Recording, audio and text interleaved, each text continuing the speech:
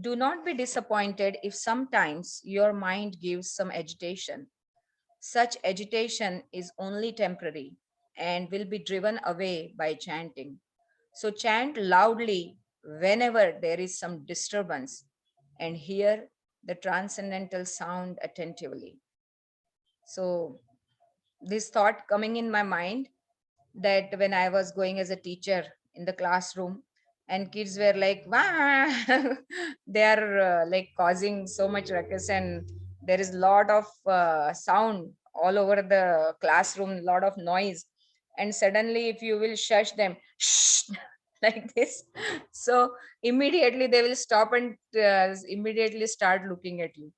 So this chanting is like shushing our mind. Shh.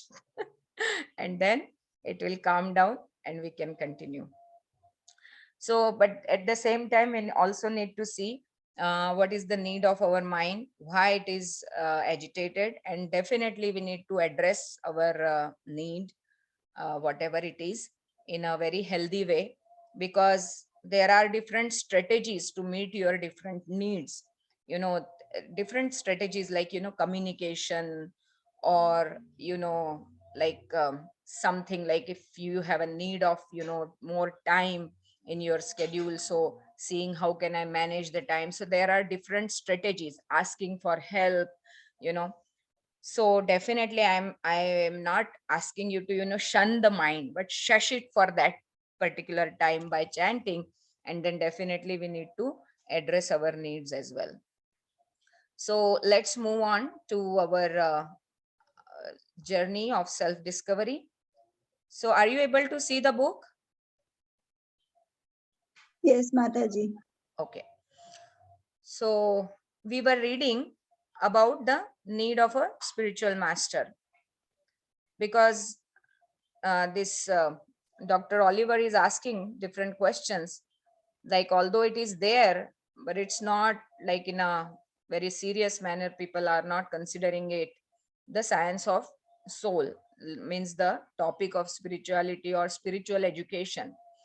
So Prabhupada is slowly building up, like how this field is very, very necessary for human beings to understand, and what will they need to do for gaining the proper knowledge. So he is also discussing about approaching a spiritual master, that is Krishna's instruction. Krishna himself is instructing in Bhagavad Gita, 4th chapter, 34th verse. Tadvidhi pranipatena pariprashnena sevaya upadekshanti te jnanam jnaninas tattvadarshinaha. So what is the vidhi of obtaining the true knowledge? Pranipatena means surrendering unto a bona fide spiritual master. And we discussed what is bona fide means: a guru who himself comes in a authentic parampara. So approaching a bona fide spiritual master, tadvidhi pranipatena pariprashnena sevaya. So asking submissive inquiries, and seva also whenever possible. We need to physically serve. Like for example, I had shared with you that my Guru Maharaj was here. He was staying, very we our great fortune that he chose to stay here. And then we were serving and so many devotees were coming. They used to cook for him. They used to bring the lunch here, and then we used to heat it up, then we used to nicely arrange his plate. He has many restrictions, so they will take care of those things. Then in the morning he had different medicines to take, like boiling water and different things, so I will take care of those things. So this is what physical service of the guru, because they are sannyasis, they don't carry all these things, like a gas or different utensils or anything, they don't have. So they are dependent, right? And we are supposed to serve them very nicely to best of our capacity. So whenever possible we serve them physically. And when it is not possible, how do we serve them? By hearing their message. So my Guru Maharaj every morning and evening he does his lectures online, And I feel that as long as, I mean, he's there on this earth, physically present, why should I not take benefit of his association, Vani association? So this is also a service. And then presenting our enquiries toward him, enquiries about Krishna, right? So that our knowledge and our getting closer to Krishna is maturing slowly, slowly. So this is all what is required. So tadvidhi pranipatena pariprashnena sevaya upadekshanti te jnanam jnaninas tattvadarshinam. So he can give you, he can impart the true knowledge because he has seen the truth, right? Then in this verse, both blind following and absurd inquiries are condemned. Not only should one hear submissively from the spiritual master, but one must also get a clear understanding from him in submission and service and inquiries. A bona fide spiritual master is by nature very kind toward the disciple. Therefore, when the student is submissive and is always ready to render service, the reciprocation of knowledge and inquiries become perfect. So this parampara used to be followed in Vedic system also, right? There were no schools as such, but Guru Shishya parampara, and there will be Gurukuls where kids will leave their families and home and they will stay with their Guru. Okay, Guru will give them knowledge and they will serve the Guru, right? And Prabhupada gave example of Krishna as well, and he was at the ashram of Sandipani Muni, and he also gave the example that he once went to the forest to take the wood for the yajna or the havan, and then he and Sudama, his friend, got stranded in the forest, and they had to stay overnight because it was heavily raining, and next day their guru rescued from there. So even Krishna he is giving us this example. Srila Prabhupada. The practical example is here. These European and American boys are coming from well to do families. Why are they serving me? I am Indian, coming from a poor country. I cannot pay them. When I came to the West, I had no money. I brought only 40 rupees. That was only an hour's expenditure in America. So their soul is to carry out my instruction. I don't know what this line means. Their soul is to carry out my their service is to carry out my instruction, and therefore they are making progress. Pranipatena pariprashnena, they are asking questions. I am trying to reply to them, and they have got, they all have, they have all got full faith. They are serving like menial servants. This is the process. If the spiritual master is bona fide and the disciple is very sincere, then the knowledge will be there. This is the secret. Yasya deve parabhaktir yatha deve tatha guru. Vedic knowledge is revealed unto those who have faith in both the Lord and the spiritual master. Therefore, in Vedic society, the students are automatically sent to Gurukul, the place of spiritual master, regardless of whether one is a king's son. Okay, we had read all this. That's what I was speaking. Okay. Dr. Oliver, I might have difficulty accepting the part of what you have indicated here, simply because I don't know.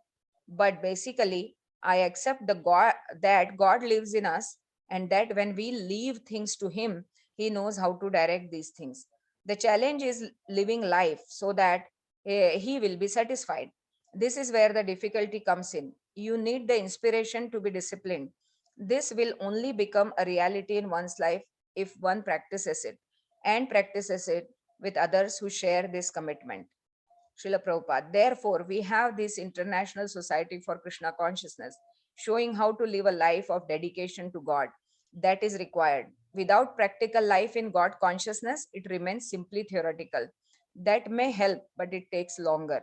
My students are being trained up in practical spiritual life, and they are established. Dr. Oliver, I want to thank you very much, and I pray that God will bless your visit to our country and our people here. Srila Prabhupada, Hare Krishna. Reincarnation Explained. Remembrances of past lives can be fascinating, but the real goal of understanding reincarnation is to become free from the painful cycle of birth and death. In a lecture delivered in London in August of 1973, Srila Prabhupada warns, this is not a very good business to die and take birth again. We know that when we die, we will have to enter again into the womb of a mother And nowadays, mothers are killing the children within the womb. Dehino asmin yatha dehe kaumaram yauvanam jara tatha dehantar praptir dhiras tatra na muhyati. As the embodied soul continuously passes in this body from boyhood to youth and then to old age, the soul similarly passes into another body at death. A sober person is not bewildered by such a change. Gita 2:13. Generally, people cannot understand this simple verse. Therefore, Krishna says, Dhiras tatrana muhyati. Only a sober man can understand. But what is the difficulty? How plainly Krishna has explained things. There are three stages of life. First, Komaram, last until one is 15 years old. Then, from 16th year, one begins youthful life, Yauvanam. Then, after the 40th year or 50th year, one becomes an old man, Jara. So those who are jara, sober, those who are dhira, sober-headed, cool-headed, they can understand.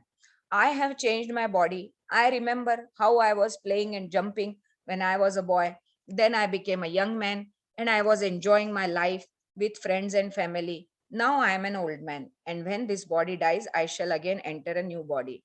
In the previous verse, Krishna said to Arjuna, all of us, you, me, and all the soldiers and kings who are present here, we existed in the past, we are existing now, and we shall continue to exist in the future. So, this was the verse 212 that we discussed earlier.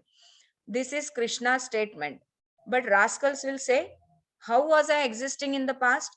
I was born only in such and such a year. Before that, I was not existing. At the present time, I am existing. That's all right. But as soon as I die, I will not exist. But Krishna says, you, I, all of us, we were existing. We are still existing and we shall continue to exist. Is that wrong? No, it is a fact. Before our birth, we were existing in a different body. And after our death, we shall continue to exist in a different body. This is to be understood. For example, 70 years ago, I was a boy. Then I became a young man. And now I have become an old man. My body has changed. But I, the proprietor of the body, I am existing unchanged. So, where is the difficulty in understanding? Dehino asmin yatha dehe. Dehinaha means the proprietor of the body, and dehe means this body. The body is changing, but the soul, the proprietor of the body, remains unchanged. Anyone can understand that this body has changed. So, in the next life, the body will also change. But we may not remember, that is another thing.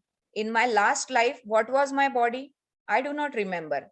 So, forgetfulness is our nature. But our forgetting something does not mean that it did not take place. No. In my childhood, I did so many things I do not remember, but my father and mother remember. So, forgetting does not mean that things did not take place. Similarly, death simply means I have forgotten what I was in my past life. That is death. Otherwise, I, as spirit soul, have no death. Suppose I change my clothes. In my boyhood, I wore certain clothes. In my youth, I wore different clothes. Now, in my old age, as a sannyasi or renunciant, I am wearing different clothes. The clothes may change, but that does not mean that the owner of the clothes is dead and gone. No. This is a simple explanation of transmigration of the soul. So we'll stop here. Very interesting topics will be coming. And this is our great fortune that we are getting to hear this. I have a question. Go ahead. So my question was that when we're in our next life, then why does Krishna give us forgetfulness when we're in our next life? So let's say if you remember that you were a king or a prince, and you had such and such parents, very opulent, you lived in a palace, then will you like to stay with me? You will remember everything. You will remember your parents. You will remember your siblings, your relatives, what you used to do. You will suddenly remember your duties of the past birth. You would want to enter into that birth. and that will be impossible, and that will be painful as well, because you can't do what you want. So that's why Krishna mercifully gives forgetfulness. Or maybe somebody was very unfortunate, he was very poor, or he had gone through some disease in the past birth, and somebody had helped him or something, then he will also get very sad, and he wants to go back and repay that person, or he wants to, rectify that problem of his disease, because things have changed now. So all those things will create so much chaos in our minds, and we are already very agitated into our present lives also. So Krishna very mercifully, because we can't handle that. Okay, Krishna can handle that. Why? Because he's saying in that Bhagavad Gita, chapter 2, verse 12, that these all kings were existing, you, me, everybody was existing, we are still existing, and we will continue to exist, but you don't remember everything, but I remember everything. So who can handle so many memories, so many memories? Now also when we remember, oh, our old home, it was so beautiful, I wish I could go there, but we are living, so we still don't feel that sad, because we all are living. But if somebody had left the body, or some like a very painful thing might have happened, then it's very painful, those memories, so we can't handle them. And Krishna very mercifully gives us forgetfulness, because we are supposed to handle the current life and pave our way to Krishna. Because what we have to do with the past birth, we can't do anything about it now. That's my answer. Does Thank you. it make sense to you? Yep. Good. Anything else? Okay, so I'll see you tomorrow then. Hare Krishna.